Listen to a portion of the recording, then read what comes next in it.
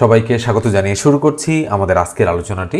আমরা প্রাইমারি সহকারী শিক্ষক নিয়োগ এবং প্রধান শিক্ষক নিয়োগ এই দুই পরীক্ষার জন্য সাজেশনমূলক অঙ্কগুলো করে দিচ্ছি, তো অবশ্যই প্রথম থেকে শেষ পর্যন্ত মনোযোগ সহকারে দেখবেন এবং শুনবেন। তো স্ক্রিনে দেখেন 291 নম্বর অঙ্কটা দিয়ে আমরা আজকের আলোচনাটা শুরু করছি। একটি সোনার গহনার ওজন 16 গ্রাম, এতে সোনা ও তামার অনুপাত 3:1। এতে কত গ্রাম সোনা মেশালে অনুপাত 4:1 হবে? তাহলে আমরা অঙ্কটা যদি করি একটু তাড়াতাড়ি করার জন্য আমরা কি করব, মোট গহনা কতটুকু আছে 16 গ্রাম, এটা আমরা লিখে ফেলবো। আর সোনাকে আমরা এস দ্বারা প্রকাশ করছি আর তামাকে আমরা টি দ্বারা প্রকাশ করছি। তাহলে এস অনুপাতটি কত আছে? 3:1। এই যে দেখেন 3:1 বা 3:1 দিয়ে দিলাম। যেহেতু বলেছে এতে কত গ্রাম সোনা মেশালে, তাহলে আমরা ধরে নিব যে ধরি এক্স গ্রাম সোনা মেশালে অনুপাতটা কত হবে? 4:1 হবে। তো এই অঙ্ক তাড়াতাড়ি করার জন্য এই দুটো অনুপাতে কতটুকু সোনা কতটুকু তামা আছে সেটা বের করার জন্য অনুপাতের যোগফলটা প্রয়োজন। তাহলে 3 আর 1 যোগ করলে কত হয়? 4। তো এই 4 দ্বারা আপনারা এই 16কে ভাগ করবেন। তাহলে 4 4 16, তাহলে প্রতি এককে 4 গ্রাম করে। তাহলে ওই 4 দ্বারা 3কে গুণ, 3 4 12, ওই 4 দ্বারা 1কে গুণ, 4 1 4। নিঃসন্দেহে বুঝতে পারছেন আমি কি বলতে চাচ্ছি, অর্থাৎ অনুপাতের যোগফল করে কতটুকু মোট গহনায় সোনা আছে আর কতটুকু মোট গহনায় তামা আছে এটা আমরা বের করে নিলাম। এটা একটু তাড়াতাড়ি বের করার সিস্টেম আর কি, জাস্ট মুখে মুখে বললাম আর করলাম কাজটা। তাহলে 12 গ্রাম আছে সোনা আর 4 গ্রাম আছে তামা। যেহেতু বলেছে কত গ্রাম সোনা মেশালে, তাহলে সোনা হচ্ছে 12, তাহলে 12-র সাথে আরও এক্স গ্রাম সোনা মেশাই দিলাম। এটা কিন্তু প্রশ্নমতে বিল্ড আপ হচ্ছে। ইকুয়াল অনুপাত হবে 4:1, উপরে 4 তার নিচে 1, এভাবে দিয়ে দিলাম। তো নিশ্চয়ই বুঝতে পারছেন কিভাবে আমরা ক্যালকুলেশনটা করছি। তো এখান থেকে এবারে বা 1 দ্বারা এটাকে গুণ করলে 12 + x ইকুয়াল 4 দ্বারা গুণ করলে 4 4 16। তাহলে সুতরাং এক্স ইকুয়াল কত হবে? এই 16 এইদিকে থাকলো আর এই 12 এইদিকে আসলে -12 হয়ে যাচ্ছে। তাহলে 4 গ্রাম হচ্ছে আমাদের অ্যাপ্রোপ্রিয়েট অ্যান্সার। এই যে দেখেন ঘ নম্বর অপশনে কিন্তু রয়েছে। অর্থাৎ একটু তাড়াতাড়ি করার জন্য আমরা এই কাজটা করলাম, তবে আপনাদের বুঝাই দিতে হলো জন্য একটু আমার সময় লাগলো।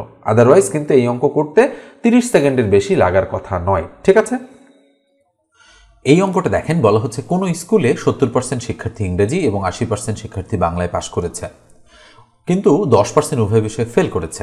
যদি উভয় বিষয়ে 300 জন শিক্ষার্থী পাশ করে থাকে তবে ওই স্কুলে কতজন শিক্ষার্থী পরীক্ষা দিয়েছে? একটু বড় অঙ্ক, কিন্তু আসলে যদি আপনি বুঝতে পারেন তাহলে আপনার কাছে ইজি মনে হবে। তো এই ধাঁচের অঙ্ক আমরা করি কি, আমরা একটা সূত্র প্রয়োগ করি। সূত্রটা হচ্ছে total equal all single minus all both plus হচ্ছে নান। ঠিক আছে, এই রুলটা যদি আমরা অ্যাপ্লাই করে দেই তাহলে আমাদের অঙ্কটা হয়ে যাবে। তাহলে যেহেতু পার্সেন্টেজের অঙ্ক, তাহলে টোটাল মানে 100%। তাহলে 100% দিলাম ইকুয়াল অল সিঙ্গেল মানে আলাদা আলাদাভাবে যারা পাশ করেছে তারা। তাহলে 70% ইংরেজি আর 80% বাংলায় পাশ করেছে, তাই না? এই যে ইংরেজি আর বাংলা, তাহলে 70% প্লাস হচ্ছে 80%। আমরা বসাই দিলাম। অল সিঙ্গেলের মান কিন্তু এই দুটো, আর অল সিঙ্গেলগুলো যোগ হয়। উভয় বিষয়ে ফেল করেছে 10%। তাহলে অল বোথ মানে কিন্তু উভয় বিষয়ে পাস, মনে রাখবেন এটা যেহেতু পাশের তথ্য, অল বোথ মানে উভয় বিষয়ে পাস। তাহলে অল বোথ আছে, আমরা অল বোথই ঠিক রাখলাম। আর প্লাস নান হচ্ছে উভয় বিষয়ে ফেল, তাহলে 10% উভয় বিষয়ে ফেল করেছে, দিয়ে দিলাম 10%। তাহলে বা 100% ইকুয়াল, এই দেখেন এখানে 70, 80 আর 10 কত হয়?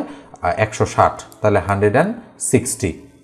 ওকে, তাহলে 160% মাইনাস হচ্ছে অল বোথ, দিয়ে দিলাম।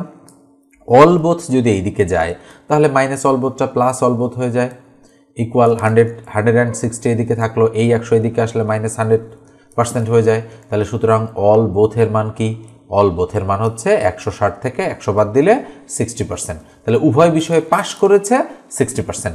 এখন বলা হচ্ছে উভয় বিষয়ে 300 জন শিক্ষার্থী পাশ করেছে, তাহলে আমরা বলতে পারি অ্যাকর্ডিং টু দ্য কোশ্চেন অনুযায়ী যে এই 60% মানেই হচ্ছে 300 জন। তাহলে 1% মানে কত? অবশ্যই 300/60। তাহলে 100% মানে কত?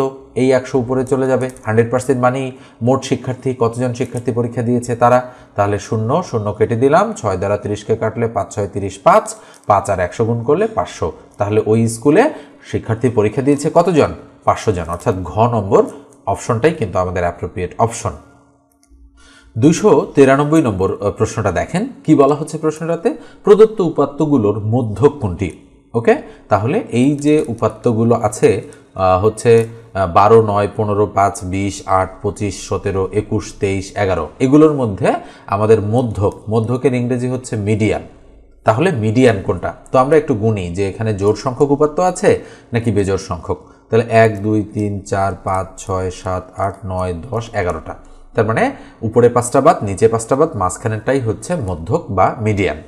তো এখন এভাবে যদি আমরা হিসাব করি তাহলে 1, 2, 3, 4, 5 আর 1, 2, 3, 4, 5, তাহলে মাঝখানে 8। 8 কিন্তু উত্তর নয়, ঠিক আছে? কেন নয় আমি বলি, কারণ হচ্ছে মানের ঊর্ধ্বক্রম বা নিম্নক্রম অনুযায়ী আমাদেরকে সাজাতে হবে। তাহলে সবচেয়ে ছোট সংখ্যা কত? 5 বসালাম। তার চেয়ে বড় কত? 8 বসালাম 8। তার চেয়ে বড় 9 বসালাম। অর্থাৎ মানের আমরা হচ্ছে ঊর্ধ্বক্রম অনুযায়ী সাজাচ্ছি, অর্থাৎ ছোট থেকে বড়, এটাকে ঊর্ধ্বক্রম বলা হয়। তো 9-এর পর কত হবে? 9-এর পর হবে 11, যেহেতু 10 নেই 11। 11-এর পর কত হবে? 12। আমি কিন্তু দেখে দেখে বসাচ্ছি, একটু ভুলও হতে পারে, নজর রাখবেন। 12-এর পরে কত হবে? 12-এর পরে হবে 15। ওকে, 15 বসিয়ে দিয়েছি। 15-এর পর কত হবে? 15-এর পর আমরা দেখতে পাচ্ছি 17 আছে, 17 বসালাম। 17-এর পরে কত আছে? 21 আছে, 21 বসাই দিলাম। 21-এর পরে 23 আছে, 23 বসাই দিলাম। 23-এর পরে দুঃখিত, মাঝখানে দেখেন একটা গ্যাপ হয়েছে, 25 আছে, আমরা 25 বসাই দিলাম, কিন্তু মাঝখানে 20 ছিল। তাহলে 20 কোথায় ঢুকবে? এবং 17 আর 21-এর মাঝামাঝি আমাদের 20 ঢুকবে, তাই না? তাহলে 20 আর 21 একটু ক্লোজ করে আমরা লিখলাম 20 আর 21। তাহলে নিশ্চয়ই বুঝতে পারছেন যে আমাদের এখানে 11টা সংখ্যা লেখা হয়ে গিয়েছে। তাহলে 1, 2, 3, 4, 5 আর নিচের দিকে 1, 2, 3, 4, 5, তাহলে মাঝখানে কত থাকলো? 15 থাকলো। তাহলে এটাই হচ্ছে মিডিয়ান বা মধ্যক। আপনি মানের ঊর্ধ্বক্রম অর্থাৎ বড় থেকে ছোট সাজালেও কিন্তু মাঝে মাঝে এটাই পড়বে। তো এটাই হচ্ছে আমাদের অ্যাপ্রোপ্রিয়েট অপশন। আপনারা হয়তো ভাবছেন যদি 10টা সংখ্যা থাকতো তাহলে কি হতো? তাহলে হতো কি, মাঝখানে যে দুটো সংখ্যা আছে ওই দুটো যোগ করে 2 দ্বারা ভাগ করলে আমাদের মিডিয়ান বা মধ্যক আমরা পেয়ে যেতাম। তো নিশ্চয়ই বুঝতে পারছেন আমরা মধ্যকটা কিভাবে বের করলাম। এটা কিন্তু প্রাইমারিতে আসা একটা অঙ্ক। 294 নম্বর প্রশ্নটা দেখেন, বলা হচ্ছে এক ব্যক্তির জুলাই মাসের আয় তার বাকি 11 মাসের আয়ের সমান হলে তার জুলাই মাসের আয় সারা বছরের আয়ের কত অংশ? ওকে, তাহলে কি বলা হচ্ছে? আচ্ছা, এক বছর মানে কিন্তু 12 মাস, তাই না?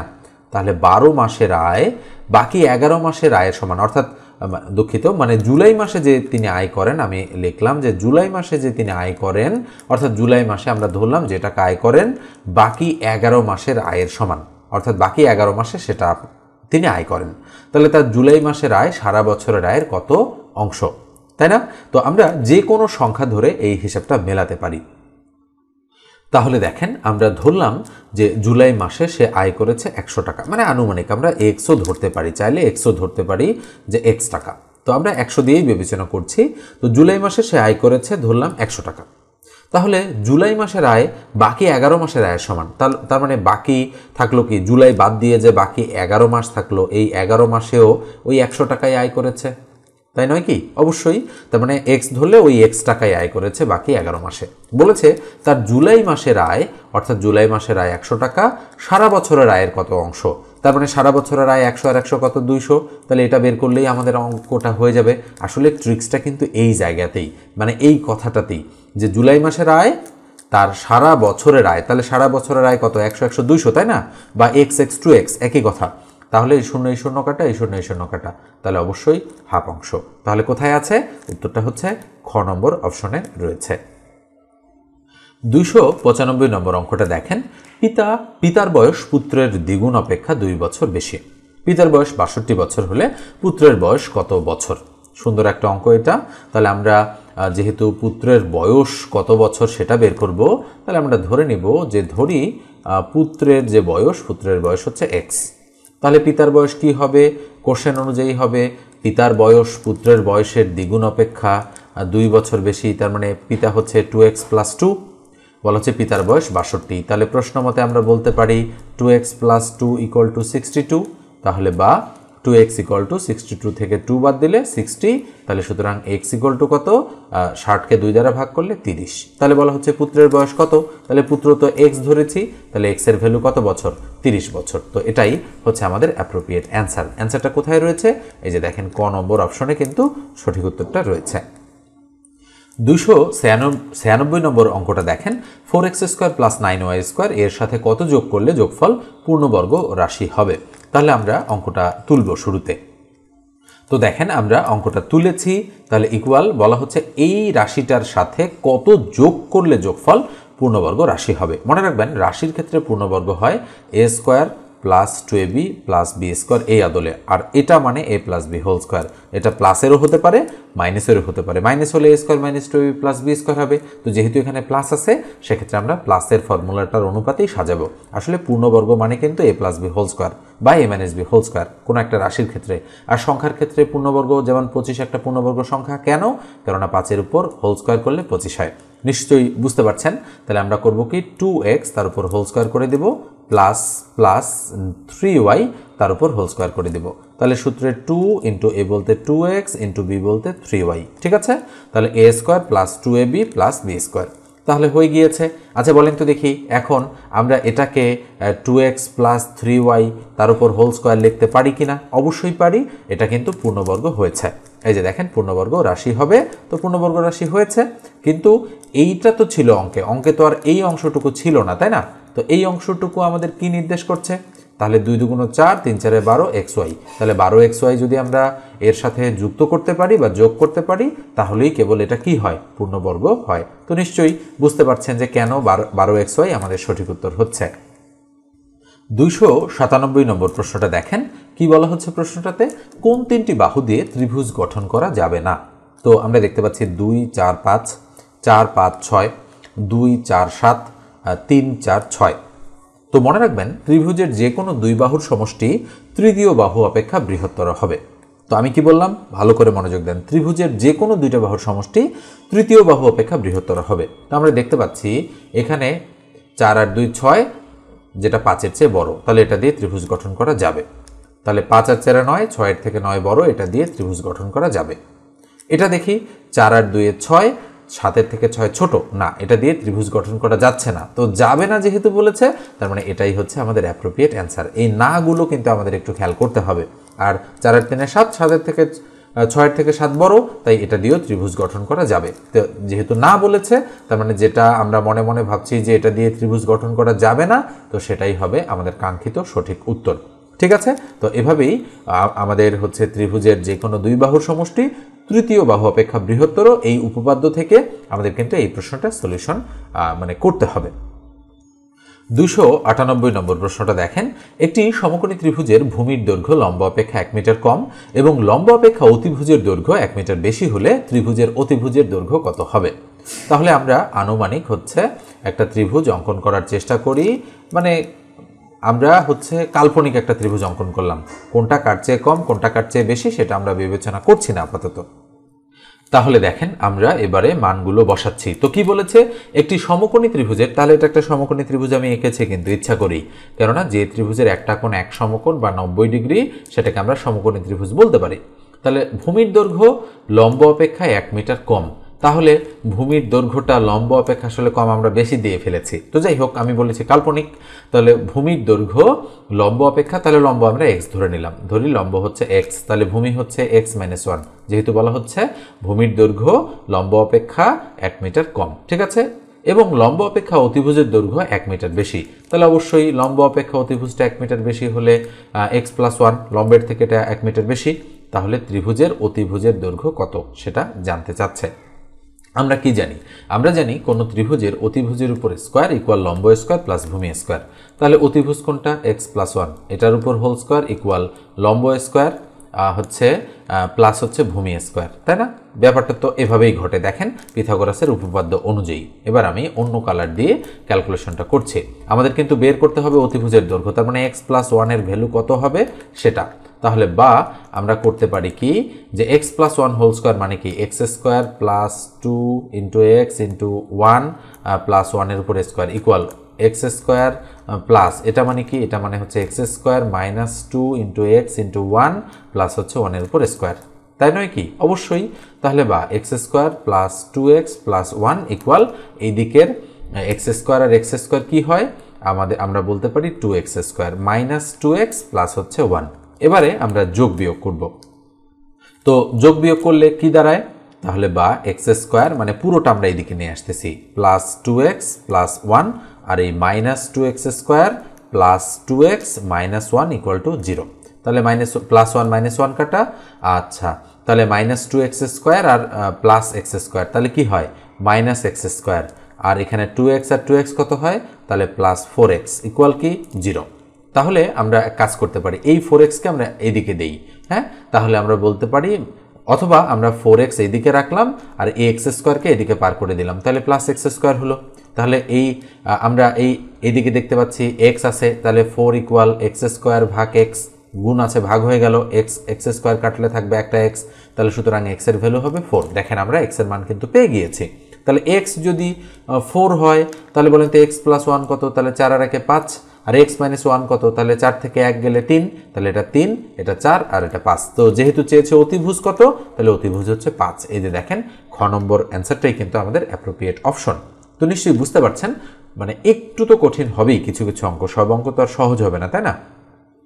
তো আপনারা প্রতিনিয়ত যদি প্র্যাকটিস করেন, অঙ্কগুলো ধরে ধরে করেন এবং লিখে রাখেন খাতায়, তাহলে আমার মনে হয় যে অনেক দিন পর্যন্ত মনে থাকবে এবং শুধু প্রাইমারির নয়, অন্যান্য চাকরির পরীক্ষাতেও আপনারা ভালো করতে পারবেন গণিত অংশে।